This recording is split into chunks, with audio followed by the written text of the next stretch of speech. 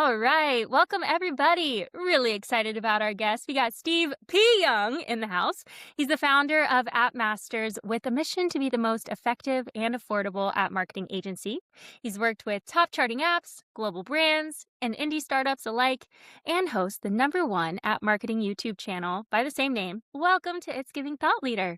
Thanks, Amanda. I'm excited to be here. And you have to throw in the P. The P, and I like that you emphasize the P. It's very, very important. It shows up in some places, not in others. I thought we'd be really official here. There's other Steve Young, and he's forced me to put the P in there. So What does P stand for? I was born in Burma. It's actually my Burmese name, and it's my wife says Pejo, but it's actually, if you know Burmese, it's Piecho. So that's what the Asia. P stands for. Yeah. Wow, little insider Yeah. secret. Thank you for There you go. sharing. Love it. Nobody's ever asked, actually. Well, very few. Wow, you heard it here There first. you go. All right. Well, we got some exciting questions to dig into, some about the industry, some about you. Let's get started with what is the biggest headache in app growth right now? And how do you see that evolving as we move further into the year? Well, there's this thing called AI that's it's like Ever the heard of it? proliferation. Yeah, I ever heard of it. The proliferation of just apps being in the App Store now, Amanda, it's insane. Like distribution was already hard, and now distribution is even harder. And given that now there's just like so much more competition in the space, it's really hard to pretty much stand out in the space. And so I've always said distribution solves all problems. And that was before AI. And now with AI, like distribution is the biggest headache because anybody can build anything now. And now, like, The can app you get stores are people to use it? flooded. I Yeah. Yeah. Yeah. So that's what I Okay, would say. so how do you solve that problem? So there's a couple of ways. The way that I've been doing it was like thinking about distribution first. And there's a couple of things. I did a talk about this at Promotion Summit, but essentially it was like build what people are already looking for. And so the easiest way that I've done it was we would build apps kind of thinking about like what people are already searching for and then build that app. So rather than idea first, we go like demand first. What are Demand. people searching for? Is there competition for it? Yes or no? If it's no, even better. And so we've seen apps do 500,000 ARR. We've seen apps do, you know, six figures a year just using this Yeah. exact strategy. And one of my past guests, he did Parallel Live, Ethan, and he did TikTok first and social media. That's what he knew best, right? And he started promoting and talking about his app, and people were searching for it. People wanted it. And so he then built the app. And so now he had a distribution channel. And so that's the best way to solve it is kind of thinking about distribution first, how you're going to get it out there versus what features you actually need in the app.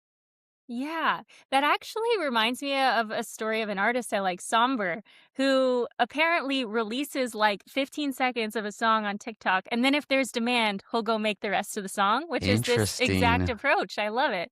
Yeah, my wife loves him. I was like, "Who the hell is this guy?" I'm like, "Okay, I feel old He popped officially." up out of nowhere. Yeah. TikTok, all these new Yeah. channels, people are growing.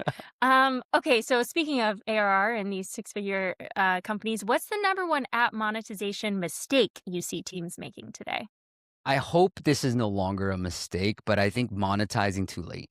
Really, I'll keep it at Mm. general, and I can go into specifics if you want, but, like, people think and I had one client I was talking to, he's like, "Steve, nobody's buying," and I was like so he's like, "Can I just take away that paywall on the onboarding and just give away a lot more features?" And I was like, "No, nobody's buying right now because we don't have enough downloads, like, we have to fix the distribution problem, and if we can fix that, people will start to buy, but now we're working with small numbers, and he thinks people aren't buying because we're asking people to buy too early," and I'm like, "That's not the biggest mistake. The biggest mistake would be if you did not ask them to buy it early on because this is a well-known thing since 2018 when my buddy Joel told me, "Hey, Steve, add the paywall during the onboarding." I said, "Joel, really? Before they even use the app?" And he said, "Yeah, we saw 2 times more conversions." And I was like, "Huh, funny enough." Started doing it, instantly increased revenues. And Wow. then if we think about a hard paywall, Amanda, where there's no way to get out of that paywall, for one of our apps, we saw 10,000 when there was no X,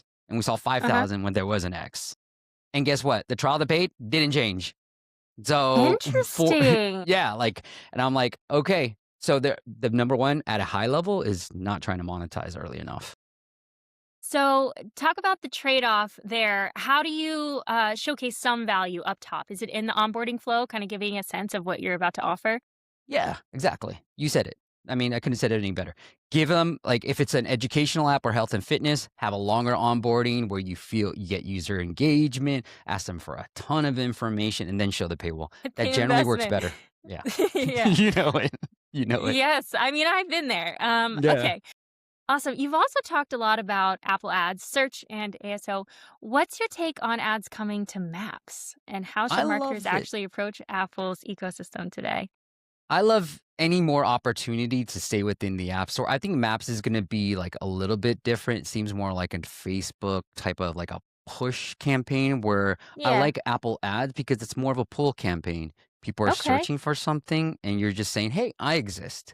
Whereas a Maps would be like, "I'm not looking for you, bro. You're just showing up in my Maps, and you've got an ad for local." So it might be good for local businesses, and maybe Apple's trying to Yeah. go through that. But I like Apple Ads and ASO because you're pulling people in. They're already telling you, "I want this," and you want to show up when they want this. And I'm sure you guys have this at Branch, but, like, what we've seen is the ROI of Apple Ads and ASO tends to be one of the highest ones. And I've seen that for as well. why I personally like it, Manda, is like it's so easy. You just need keywords. Whereas if you're going on Meta and TikTok, all that stuff, you got to get videos. You got to be good on videos. You got to know how to create a good video. Like that's way too much work. I'm lazy. Give me some keywords and let me just go. Yeah, and find those moments of high intent. Okay, I like it. And you're onto something there. The local businesses for sure probably where maps are gonna pay off, but it's fun to see them, expand their little ad network life over there. I know now Um, they have two placements in the search results too. So it's like, yes, I saw that. I yeah, know. Is yeah. that a challenge for folks that aren't doing it to show up? Like, is there less space for them to appear, like with all these apps flooding the store, the new placements? Are you Early seeing data that at all? says that it's helping with Okay, visibility more. Yeah. I think love it. the crappy part, that's a good thing. The bad news is if you're organically ranking 2 or 3, like, you're probably not gonna get any visibility because the numbers that I have, and this is a little bit dated, is like 86% of all downloads go to the top 3 search results. So you really got an ad as the first result, the organic number 1 as a second Yeah. result, and another ad in the third one. So that's pretty much 90% of all the traffic going to these placements. Mhm. And a lot of people, like, I even had a client be like, "Oh, we're number 1 for this." I'm like, that's an ad." I'm like, "You're not number 1." So a lot of people confuse that ad as the number 1 search placement Man, and being number 2 or number 3 organically is hard to achieve, and it's still not paying off Yeah, necessarily, but, exactly. I know. that's crazy. You have Yeah. amazing energy. What do you attribute your energy and consistency to? Honestly, like, I just love doing this. Amanda, like, I wanted to be a game show host, right? Like, what I wanted to have my own talk show. you did? Okay. So, honestly, it's sort of like, when people say, "Find your passion and then find the thing that makes money." If you can overlap the 2, that's when your Yes. sweet spot is. Like, I'm genuinely interested in people. I genuinely care about people. I'm genuinely interested in what you have to say. And it's like I've always listened to, like, folks like Oprah and even, like, Howard Stern, Jeff Probst from Survivor, and, they care, they're curious, and they wanna know about the other Curious. person no matter Mhm. who that other person is, and so that sort of aligns and, like, if I didn't love doing what I do, then obviously it wouldn't translate, and so I actually genuinely love everything I'm doing and talking to Well, people it like yourself. shows. And Uh, yeah, it's like the icky guy, right? Like what the world needs, what you're passionate about, yeah, what yeah. you're good at. Love it. Okay, you mentioned a lot of inspirational figures there. Who in the space inspires you right now? I'm inspired just from the community we've built. Like I literally do try to learn from. I mean, they're like 20-year. I'm in my 40s now, Amanda. Like I'm learning from these 20-year-olds. I'm like, anytime I hear about somebody doing well and how they figure something out, like I'm just continually inspired by those around me. You know what they say, like be around. You're the average of the 5 people you surround yourself with, and I'm just like I just surround myself with awesome people, and it's crazy because they inspire me, and they come back and they're like, "Steve," and there's this like quid pro quo type of thing because they've seen my content. They always want to share new content with me. And so I'm always learning new things. I'm like, this is awesome. That's perfect. Yeah, Hey, I love that. Another reason to create content in the areas that you're interested in. We'll keep absolutely. learning. What is the best advice you've ever gotten? All right, do the work, give up the timeline. I think when I was younger, we always had this like ambitious goals and we would put a timeline together in place, right? Amanda, I want to be a millionaire before I'm 30. And the best piece of advice is I heard this from somewhere else, but it's like, do the work, give up the timeline, because it's the timeline that gets you in trouble. If you continually do the work and trust the process, you'll get to wherever you want to be. And I think because the timeline's there, we end up thinking we're behind, but are we behind? It's just this time's a construct. And so I was just like, about to say, that's okay, literally what was in my brain. I mean, they're saying I it's wish I had a curved thing anyway. for this. Like, Yeah, exactly. yeah, no, you don't have to think of the timeline as linear. Amanda, you get a point for that. Okay, now we're gonna move into some rapid fire questions that are a little bit fun. To start us off, what is your most used app right now? Oh, all right, I'll give you a fun one.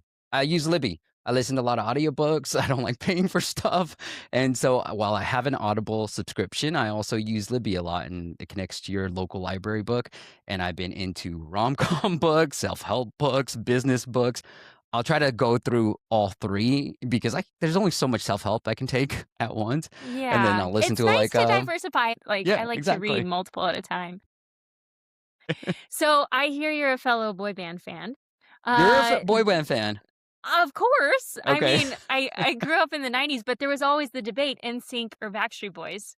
And so I need to know your take, or if it's another one, an other. See other. I know them all. Okay. Okay, so to end all debates, I think obviously NSYNC is cooler. It's the only concert I've ever been in my life, an NSYNC concert when I was in Stop. college. Literally Yeah, ever? ever.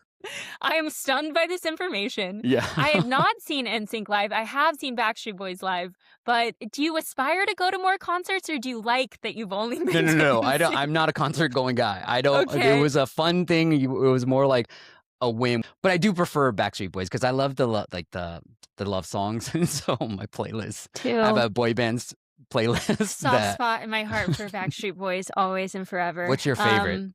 Give me your Uh, favorite Backstreet Boys. Give me a deep I, cut uh, if you got it. I feel like the one will always be my I like that. favorite.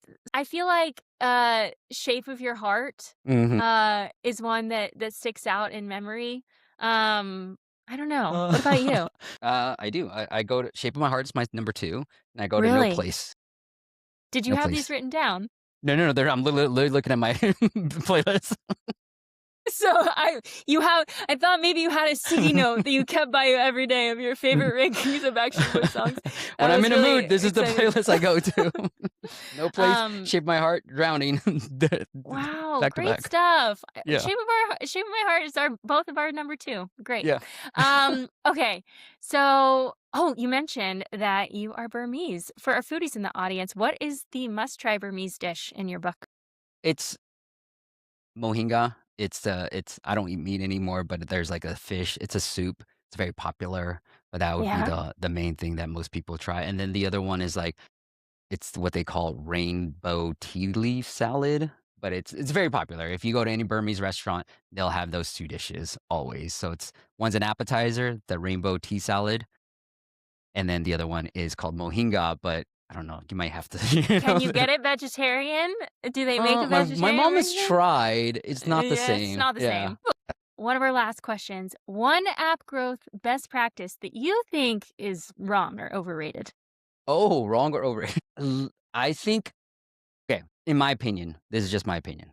I think going too heavy on Meta, just look, the people I talk to are mainly bootstrapped. And unless you're fundraised, and I've worked with clients that are fundraised, man, Amanda, it's so easy. I can make so many mistakes. They're like, spend it. I don't care. It's okay. Spend it all. But when you're bootstrapped, like you think about all these people doing well on Facebook. Heard so many horror stories of people spending months on Facebook not being able to make it crack. And I've had clients that said, "Oh, it took me 8 months to finally make it work." I've had people just tell me it took me a whole year to finally make it work, and when it worked, it Uh-huh. finally worked. And so that's why I always start with ASO and Apple ads because it's a lot easier and you don't need that much time. And so you hear all these success stories about Facebook and Facebook allowing them to scale to tens of millions of dollars. Like you don't know how long it took them. And do you have the Takes cash money and flow? time to make money.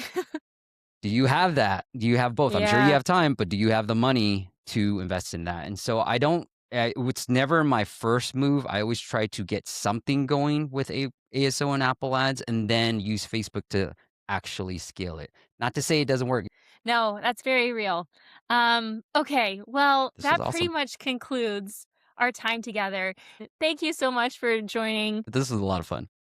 Good. I had so much fun too. All right, till next time, everyone. Thank you.